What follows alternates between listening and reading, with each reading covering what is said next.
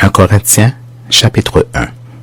Paul, appelé à être apôtre de Jésus-Christ par la volonté de Dieu, et le frère Sostène, à l'église de Dieu qui est à Corinthe, à ceux qui ont été sanctifiés en Jésus-Christ, appelés à être saints, et à tous ceux qui invoquent en quelque lieu que ce soit le nom de notre Seigneur Jésus-Christ, leur Seigneur et le nôtre.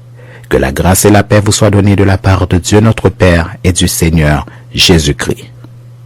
Je rends à mon Dieu de continuelles actions de grâce à votre sujet pour la grâce de Dieu qui vous a été accordée en Jésus-Christ. Car en lui vous avez été comblés de toutes les richesses qui concernent la parole et la connaissance. Le témoignage de Christ ayant été solidement établi parmi vous, de sorte qu'il ne vous manque aucun don dans l'attente où vous êtes de la manifestation de notre Seigneur Jésus-Christ. Il vous affermira aussi jusqu'à la fin pour que vous soyez irréprochables au jour de notre Seigneur Jésus-Christ. Dieu est fidèle, lui qui vous a appelé à la communion de son Fils Jésus-Christ notre Seigneur.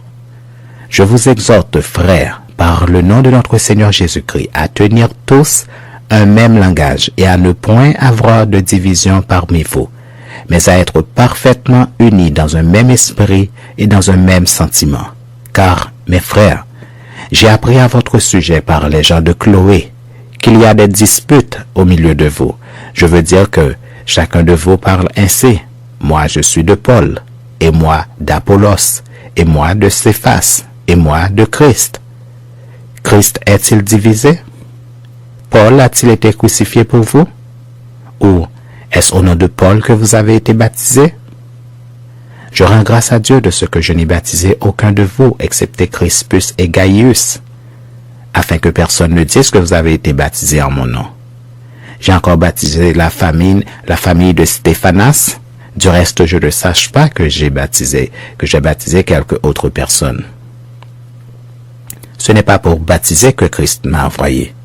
C'est pour annoncer l'Évangile, et cela sans la sagesse du langage, afin que la croix de Christ ne soit pas rendue vaine. Car la prédication de la croix est une folie pour ceux qui périssent. Mais pour nous qui sommes sauvés, elle est une puissance de Dieu. Aussi est-il écrit, « Je détruirai la sagesse des sages, et j'anéantirai l'intelligence des intelligents. » Où est le sage? Où est le scribe? Où est le disputeur de ce siècle? Dieu n'a-t-il pas convaincu de folie la sagesse du monde? Car, puisque le monde avec sa sagesse n'a point connu Dieu dans la sagesse de Dieu, il a plu à Dieu de sauver les croyants par la folie de la prédication. Les Juifs demandent des miracles et les Grecs cherchent la sagesse. Nous prêchons Christ crucifié, scandale pour les Juifs et folie pour les païens. Mais puissance de Dieu et sagesse de Dieu pour ceux qui sont appelés tant Juifs que Grecs. Car la folie de Dieu est plus sage que les hommes, et la faiblesse de Dieu est plus forte que les hommes. Considérez, frères, que parmi vous qui avez été appelés, il n'y a ni beaucoup de sages selon la chair, ni beaucoup de puissants, ni beaucoup de nobles. Mais Dieu a choisi les choses folles du monde pour confondre les sages. Dieu a choisi les choses faibles du monde pour confondre les fortes. Et Dieu a choisi les choses viles du monde et celles qu'on méprise, celles qui ne sont point, pour réduire à néant celles qui sont, afin que nulle chair ne se glorifie devant Dieu.